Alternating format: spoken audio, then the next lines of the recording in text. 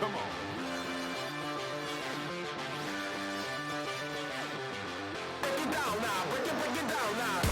Welcome back inside the bunker. Tuesday, September 9th. As always, I'm your host, Kevin Bunk, coming to you weekdays for BTO Media. And this is a glorious NFL Tuesday. Our first of the season. Week 1 is in the books, and it lived up to all of your wildest expectations. We had a great Thursday night game between two NFC East rivals, a terrific Friday night game in Brazil. You can hear all of my thoughts on those from last week's bunker at the end of the week. But Sunday gave us a terrific 1 o'clock slate with a lot of surprises. 4 o'clock had a lot of revelations about contending teams that were in those games. And then the Sunday night football game was an all-time classic. Last night's Monday game, my guy JJ McCarthy showing terrific poise for my Minnesota Vikings. I'm so high on them this year. If you've listened to anything we've done in the last 2 weeks, you know how I feel about Kevin O'Connell and his Vikings. I think that last night was a massive statement win for the Vikings. We'll get to that in a moment. We also have to touch on the Bears, of course, so everything from that game. But Sunday Night Football is where we're going to go afterwards, and it's going to be the Josh Allen show today. This guy might be the undisputed best player in the National Football League, and I'll tell you why. We also have to cover the Sunday recap overreactions that we did around 7:45, 7:50 on Sunday night during the live stream, where I had said Jared Goff will be questioned as the Lions franchise quarterback. I dug up an interesting stat today to back that up. Despite all of the hate and criticism I'm getting for it, I'm going to stick with it here at least through to week 2. Of course, it is an overreaction, but there is reason to be concerned if you're a Lions fan. Then when we do our NFL roundup at the end of the show, we're going to hit on the Jets offense on Sunday, which absolutely performed above what anybody could have imagined, and why that's not a moral victory still, and why Jets fans have to be frustrated with that loss. We're also going to touch on the Texans offense. Huge reason for concern with Houston's offense. I think that this is a problematic start to what will be a problematic year for the Houston Texans. And of course, we have to go to the state of the Miami Dolphins, where everybody's down on them. Everybody should be down on them.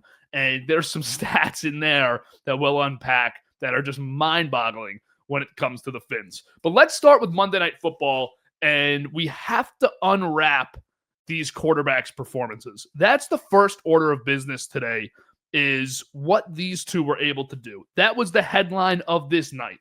J.J. McCarthy versus Caleb Williams.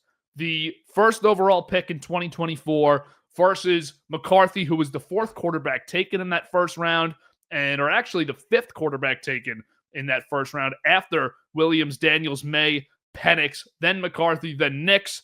And now in the division, I think that this is going to be an interesting roller coaster ride with these two fan bases and their quarterbacks, and the comparison that will inevitably happen between the two of them. Because Chicago, who has been looking for a quarterback forever, passed, of course, on J.J. McCarthy. Let's go in the time machine for a second to just before that draft.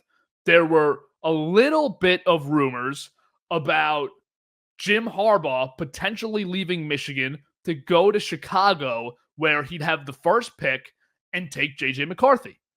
Now, that didn't happen. I don't think that ever came close to happening or being a reality. I also think he would have taken Caleb Williams. That's a conversation for another day. But the thought of McCarthy potentially going to the Bears existed. Williams was always the pick.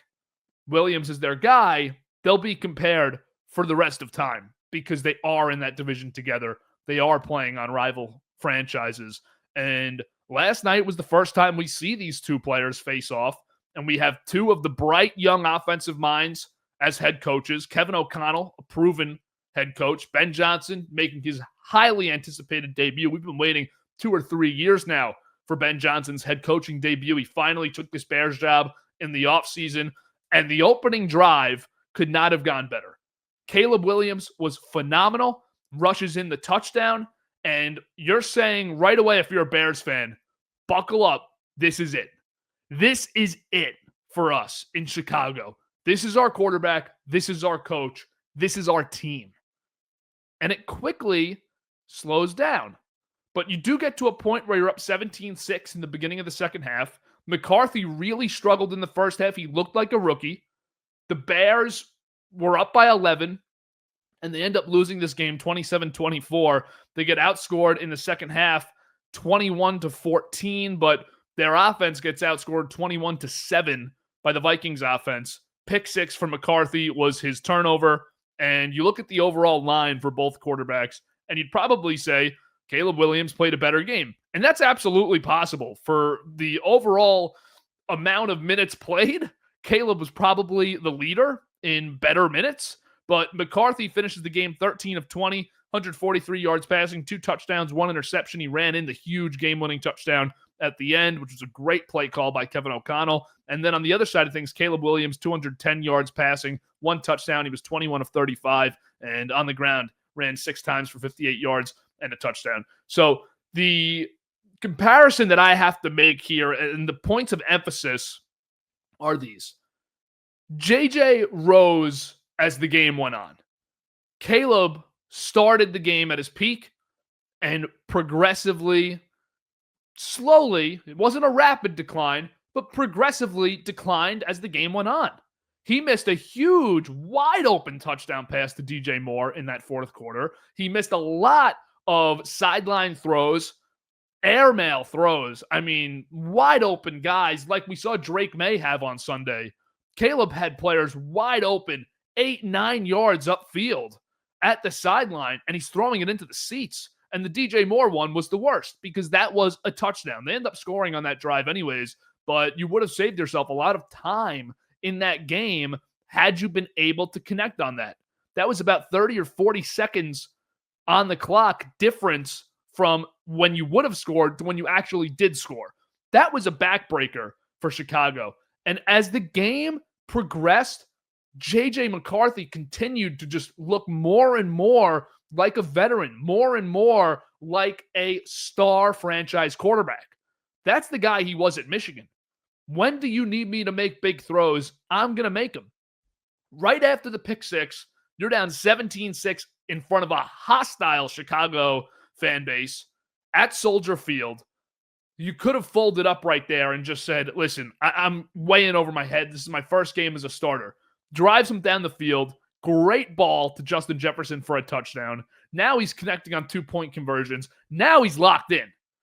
And once McCarthy became locked in, the defense was locked as well in Minnesota all night for the most part. I mean, the middle 2 quarters, Chicago's offense couldn't move the ball. They had 3 points in the second and third quarter offensively.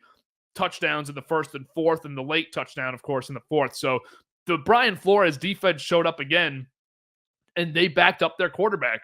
The weapons on both sides of the ball for Minnesota trump those of Chicago's. This was the statement win that Minnesota needed. They won 13 games last year, and people wrote them off this season, putting them in last place. Not us, because we know this sport at BTO. But this was a team that people had going from 13 wins last year to 6 or 7 wins this year. That's a ridiculous drop-off. Great head coach, great pieces around the young quarterback, and a great defense. That defense looked like it might have been the best in the league last night. I know you're going to look at the board and say 24 points. Well, they really gave up 17, and one of them was very late touchdown up by 2 scores. So how great was the Minnesota defense last night? A lot better than the game shows, than the box score shows. They got after it. The Chicago running game looked horrid last night. You watch that game, you think those backs were running in quicksand for 4 quarters. DeAndre Swift is the lead running back. I took the cheese on him in fantasy football. I really got baited. I've always thought Swift stinks. I mean, he's never impressed as an NFL running back. When he was in Philly, he had some moments, but it's really not an overwhelming career. And they go in with him as the lead back. Kyle Monungai's on this team. You saw him get some run last night. The Rutgers back, who's a great blocker. So he's going to play in passing downs. Good third down back for them. Or promising third down back. I don't know if he's good yet. It's his first game. But this was a really disappointing night offensively for Chicago. They left a lot to be desired. He put up 17 points after putting up an opening drive touchdown, and it just felt gross the rest of the night offensively. And again, as the game went on, you're sitting there saying, this team is not going to make the plays to win. Minnesota's gonna. The momentum just slowly went in favor of the road team, which is not a good sign in week 1 at home. But there shouldn't be panic either. It's the first game for Ben Johnson and Caleb Williams, and we saw some positives. But after the opening scripted drive, we never saw an actual drive get put together that was really meaningful, that was really promising. So, yeah, Bears fans are going to leave dissatisfied. You have a bad taste in your mouth this morning. This does feel like a 5 or 6 win season. Again, we had them at 5 wins in the predictions and the schedule predictions we dropped 2 weeks ago, last place in the NFC North. Look through the rest of the North. You could think Detroit stinks. For them to drop off by 8 or 9 games this year is unrealistic. They're too talented. They won 14 last year and won the division. So Detroit's going to be in the mix for first place. Minnesota's going to be 2. And Green Bay looked like the best team in football this weekend. So Chicago's in a tough spot this year when it comes to competing with the division. That's just the reality of their situation. And the roster's really good. But the offensive playmakers, I think we all expected were going to look a lot better than they did. Because on the Bears side of things, the receiving core, you got 68 yards from DJ Moore. He ran for 8 yards. He got 3 carries last night. He ran out of the backfield a lot. But Adunze had 6 catches for 37 yards. Olamide Zaccheaus, 4 for 42. This is not an elite group of pass catchers. I mean, DJ Moore has been the lowest end wide receiver 1 in the league now for a while. Wide receiver 1, sure. But low end. This is not the game-changing playmaker that Chicago had hoped they were getting. And I think they know that. But they haven't supplemented it with too much around him.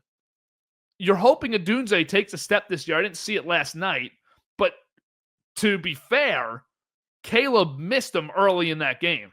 They had the 60-yard touchdown connection, and Caleb didn't throw the ball. He was wide open on a post, single coverage. We'll see how they turn it around. I wouldn't panic on the Bears, but expecting them to compete and potentially win this division this year after what we saw last night, I think is a stretch. They have a huge game on Sunday at Detroit. If you want to flip the whole script, go win that game. Minnesota, really good win last night. High on their team, high on their weapons. Jordan Mason looked awesome at running back. What a great signing. Aaron Jones had a big catch for the touchdown. He's not going to get much run this year, though, if Mason looks like that every night. 8 for 23 also last night for Aaron Jones. It's only 2 yards per carry. So you're really not too high on the 30-year-old back. But Mason is a guy that was available, that the Vikings understood they needed a real hard runner. And he was great in San Francisco last year when McCaffrey was out. Good pickup. He ran hard. The receivers would come around. McCarthy started so slow. Justin Jefferson still put together a really nice night. 4 for 44 and a touchdown. Also was in on the 2-point conversion. They were able to get Jalen Nailor on the big catch that set up the touchdown. He ran a great route. Actually, that was the field goal before half. Nailor did a terrific job getting open there. Good throw by McCarthy. The playmakers are there. Jordan Addison suspended. He'll get back. Hawkinson was not really involved too much last night, but no one in the passing game was. I'd be high on Minnesota today. I think it's a great win with maybe their worst offensive performance of the year. It may not look that bad again. It was sloppy in the first half. It was slow in the first half. Your quarterback was not locked in. He throws a pick 6 to start the second half and then grooves the rest of the way. Encouraging signs for J.J. McCarthy and the Minnesota Vikings. For the Bears, again, you got to go win Sunday. Next few weeks on the schedule, you have Detroit on the road. Then you're home against the Cowboys, winnable. In Las Vegas, winnable. Washington's winnable. Saints are definitely winnable in week 6. So don't be alarmed because you could be sitting here 2-3 wins through 4 or 5 weeks, even after the loss last night. But again, I don't know if they're a real division contender this year. I don't know if they're a wild card contender this year. Caleb did not look great last night. We'll talk more about him next week when we see more from him that we can actually react to. we have to go to the game of the week, but probably the game of the year in Buffalo, where the Ravens were so close to winning a monster week 1 game. These games come back to in this race because you have the race for the 1 seed. You have wild card races within your own division because you're going to be in a division with Cincinnati and Pittsburgh, who will be, again, somewhat in the mix for that division at the end of the year. So Baltimore really would have liked this to steal one on the road against a great football team. They don't get it done. And I think that there was more overarching themes with the Ravens that were negative than positive themes with the Bills, only because Buffalo's main theme is just Josh Allen. Like, the rest of this team doesn't blow you away. Let me first just say James Cook is a great playmaker for Allen to have. Really nice fit in Buffalo and really underrated. Keon Coleman had a big game too, 8 for 112 and a touchdown. But this was the Josh Allen show. And we're at a point in time right now where it felt this way at the end of last year.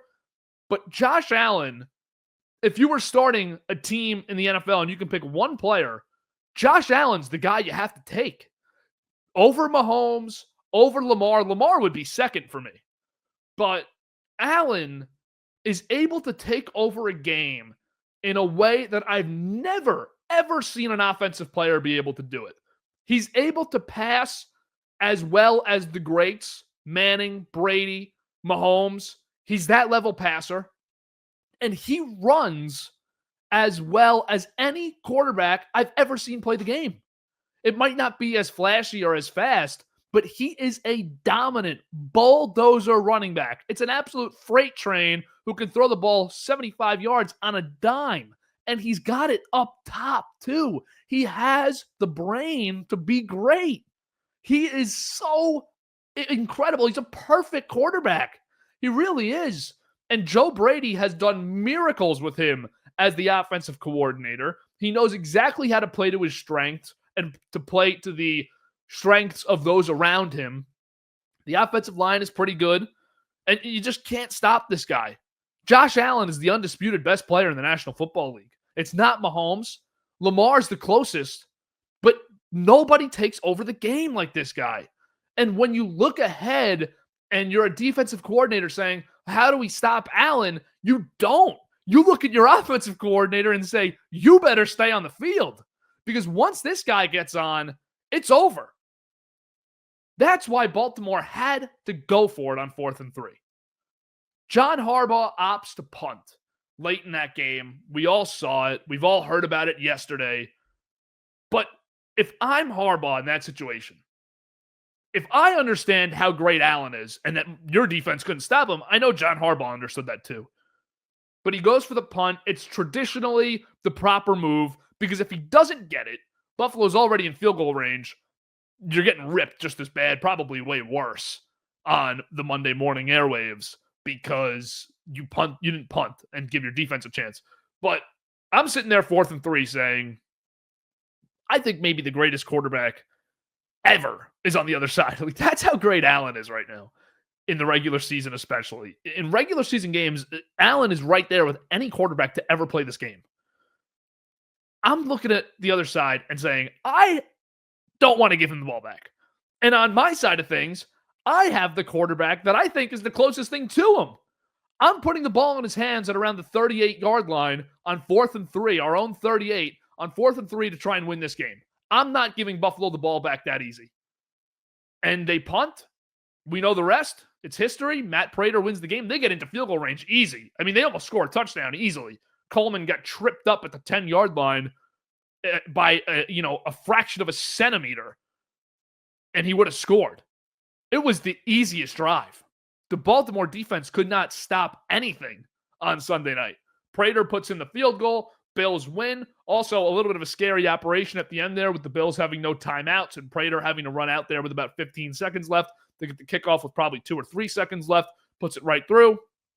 I just am amazed by these quarterbacks. And for Lamar, yeah, it's another big game loss for him. This was a big game, whether it's week 1 or the wild card round or the AFC Championship. This had a big game feel. These teams both wanted it. And for Lamar, he loses another where I just can't put it on him. I can't. He was great. And Derrick Henry fumbles. You can't put it on him either. 18 carries for 169 yards and 2 touchdowns. But, man, Lamar, in those last 2 games he's played against Buffalo, both. In the playoffs last year, Andrews just killed them in that game with brutal drops. They had a couple bad drops, but Andrews obviously dropped the game winner. And Henry fumbles in this one. And then Harbaugh doesn't go for it. Your defense gives up 41 points. It's the first time the Ravens as a franchise have ever lost a game where they scored 40 points. I believe they were 25-0 before Sunday night. And a lot of those games are under Harbaugh, of course. A couple of those games with Lamar Jackson, of course. Just a disappointing loss for Baltimore. They move on next week to go and, try and get right. They've had some slow starts. They get Cleveland in Baltimore. It should be a win for them. But yeah, Lamar, I hate the big game knocks on him because since his second or third year, he has not been the reason they lose. He's been the reason they're in the game. And he was great on Sunday night. He's an unbelievable player. Both quarterbacks are unbelievable. This is absolutely the marquee matchup in the NFL. It's not Bills-Chiefs. It's not Ravens-Chiefs. It's not Packers-Lions or Lions-Eagles. It's definitely not in the NFC. When it comes to entertainment and great offense and great quarterbacks, I want to see the Ravens and Bills play because Lamar and Allen just put great games together. The Chiefs don't give you these high-scoring games. They control possession. They play great defense. And they slow down the great quarterbacks in a way that Baltimore and Buffalo don't do. And it's great for football fans to watch. This matchup, time after time now, has just given you incredible thrills. Incredible. 41-40 final on Sunday night. We'll probably see these two teams on the field again at some point in the playoffs because that's just how it goes now. Really nice start to the season for Buffalo. In a game that they should not have won. They come back and win it. They had, I think, a 1% win probability with 2.5 minutes left in this game, and they win it. Really impressive. McDermott almost blew this with the 2-point conversion that they didn't get because they should have never been down in this game by 2. But we saw a lot of coaches go through that this week, and it's a tough loss for those who failed. It's a big win for McDermott, who got a little bit bailed out by his quarterback again, but I like Sean McDermott, so I'm not going to play that card. But McDermott's defense got gashed. They could not stop anything. And his quarterback plays Superman and saves the day. That's just how it goes in Buffalo. Now we'll take it to Detroit and around the NFL, where Jared Goff struggled on Sunday mightily. He got stomped by the Packers defense. And first, we have to give credit to the Green Bay defense, as we did on the show on Sunday night. But Goff was shut down. He looked lost at times, as did the entire Lions offense. Credit to Green Bay's defense. Credit to Hafley, the defensive coordinator, who did a terrific job last year.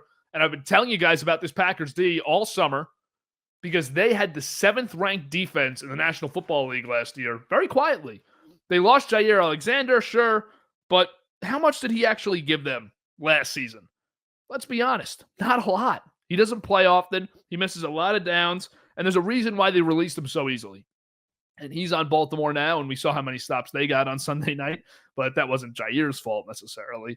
It's just a good job by the Packers defense, but I want to quickly circle to the Goff thing. We spoke mostly about this game on Sunday night, so you can catch the thoughts back there on YouTube on the Sunday recap if you want to hear me go in depth about that game. I'm not going to go in depth about the rest of the topics here today, but the troubling stat with Jared Goff is, first I'll remind you of my take.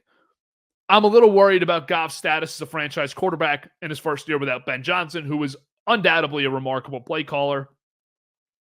But this is a Jared Goff stat for everybody who's maybe pretty pissed that I said that. I mean, we got a lot on TikTok and Instagram, a lot of you saying that this is a ridiculous week 1 overreaction. But Jared Goff, without Sean McVay or Ben Johnson calling plays, has a record of 3-17-1. Now, context matters. His teams were horrible his rookie year with the Rams, and his team was horrible his rookie year with the Lions, but he's 3-17-1 without Johnson or McVay calling his plays. John Morton is a good offensive coordinator. He has a track record of success, but I don't know if his fit with Goff will be the ultimate match. I think Johnson was for Goff, and I'm really worried about his ability to repeat what he's done the last 2 years, because Jared Goff is, without a doubt, a massive part of the huge success that the Lions have had in the regular season in the last 2 years. Huge part of why they were Super Bowl contenders each of the last 2 years. Jared Goff being a great quarterback and an MVP vote getter is a big reason for their success offensively and as a team. Don't get it twisted. Ben Johnson was a big part of his success, a big reason for Goff. I don't know if Morton is able to do it this year with the pieces they have on the offensive line. Their interior line is awful. It's young, but it's not good. It did not look good on Sunday. And when the interior gets bull rushed, Jared Goff doesn't have the legs to get out of there. He doesn't. I'm a little concerned with Goff, a little concerned with the Lions offense. Morton's got a big week next week against Chicago at home. Can Morton and Goff get it right? They couldn't run the ball. They couldn't throw the ball. They couldn't do anything offensively. They were totally lost. And the Packers, again, credit to them, shut them down at Lambeau Field. We'll see if Detroit can turn it around. Big game on Sunday for them. NFL roundup stuff. We're going to go Jets. We're going to go Texans. We're going to go Dolphins. I know two of those probably not piquing the interest of the masses, but we'll still go there today. It's the three topics I think are the most fascinating and the stuff we didn't really get to touch on Sunday night. But the Jets, first and foremost, the Jets can't look at the success offensively and say it's a huge moral victory. First, we'll start and just acknowledge what they did offensively. The Jets on Sunday showed an offense and an ability offensively that we have not seen from them in a really, really long time. Justin Fields looked phenomenal. Tanner Engstrand called a perfect, near perfect game, a couple short yardage blunders. But when Justin Fields looks like that, and when your offensive coordinator calls such a great game, and you put up 32 points, you better go get a win. And they didn't. They ran the ball so well. They're going to be a top 5 rushing team in the league. And there are a lot of positives to take away. Their offensive tackles both look good. 2 young guys, first year right tackle, second year left tackle, both looked good. Their interior line looked good. They did not win. They lost the game. So as great as Justin Fields looked, and as great as the Jets offense looked, how can you sit here happy this week because of that? Yeah, they put up 32 points. They allowed 34. For a team that hasn't known how to close games, there's no victory in losing a game that you could have easily won, that you were probably the better team in. The Steelers stole that from you at home, at MetLife.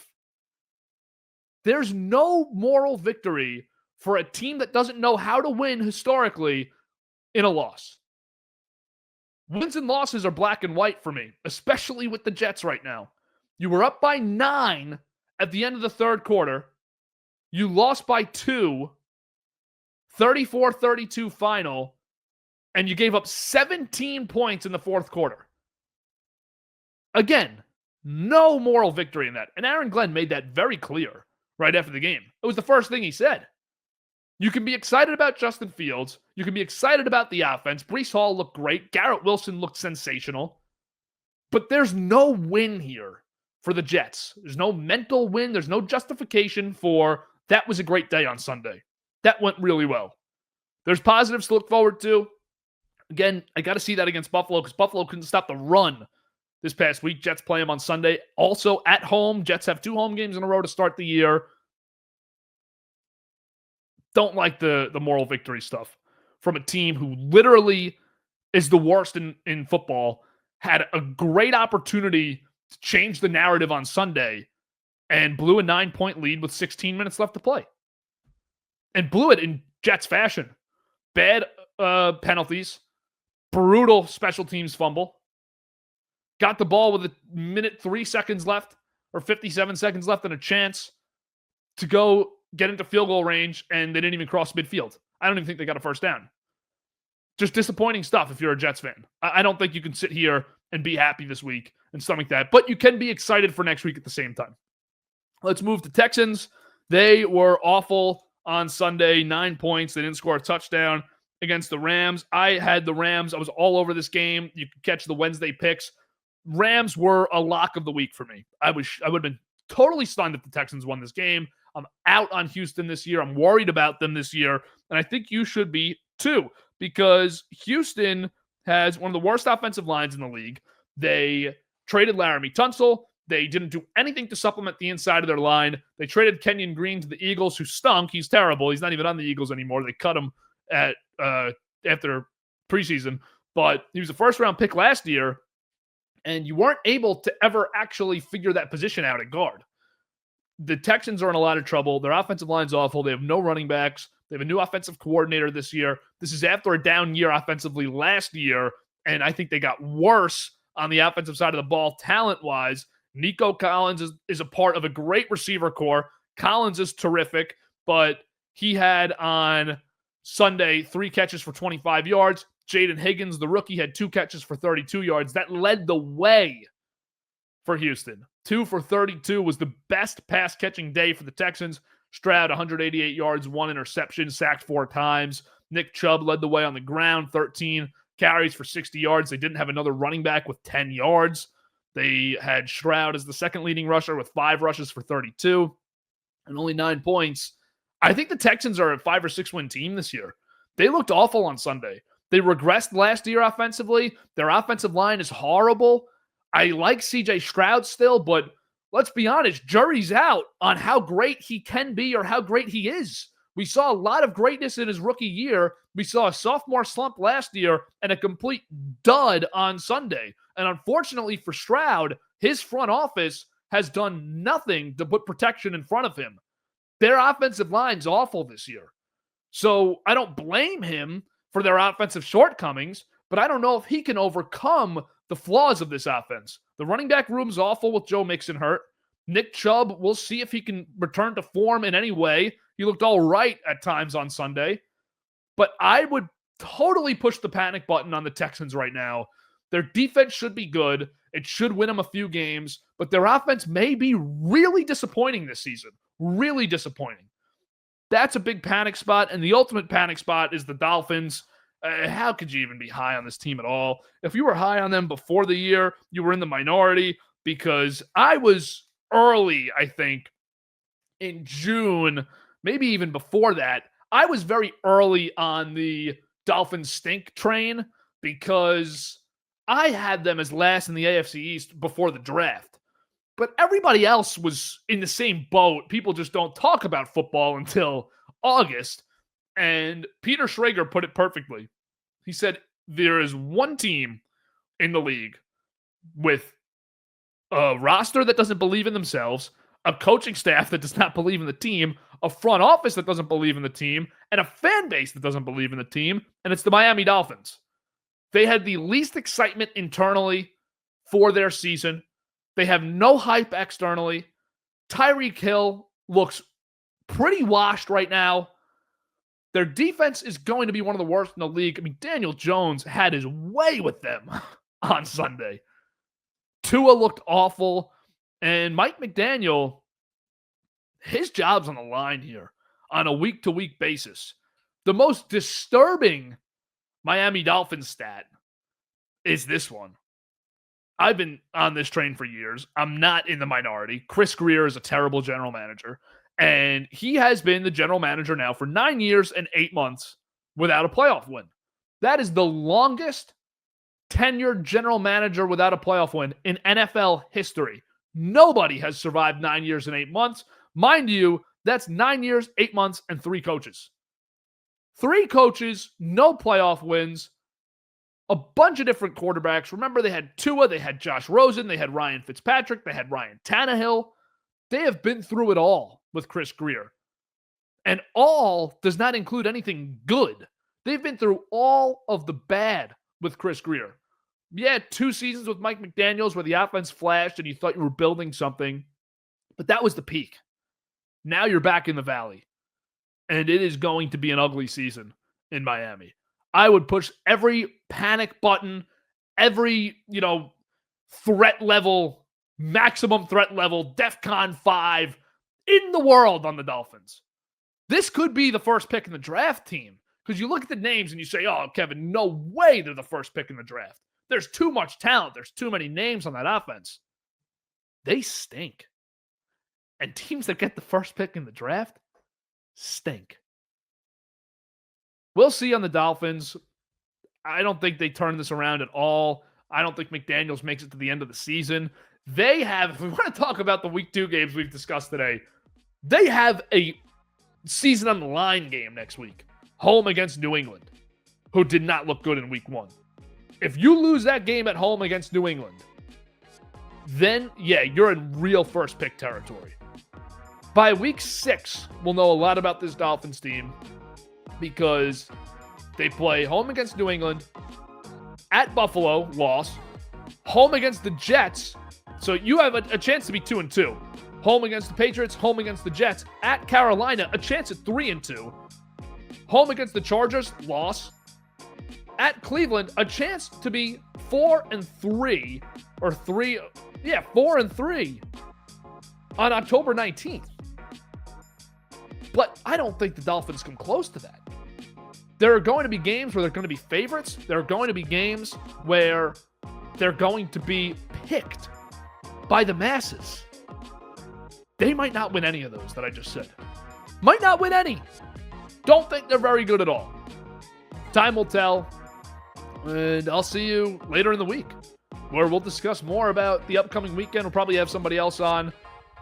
Going to try to keep it to one solo show a week, but I appreciate you listening. You can always check it out on Spotify and Apple Podcasts. You can always go to the description for all of our timestamps if you want to skip around. This was a longer show today. We spent a lot of time on the Monday night game, which I was happy to do. I loved the game last night. There was a lot to talk about with it, but overall, great weekend in football. We'll have another great one this upcoming weekend in week 2. It kicks off on Thursday. We'll do a show before then in some capacity. That's Commanders-Packers Thursday night. Very good primetime matchup. And then another good Sunday slate coming up with a lot of storylines. So we'll get back to it. And I appreciate you watching, appreciate you listening. And I'll see you later in the week here on The Bunker.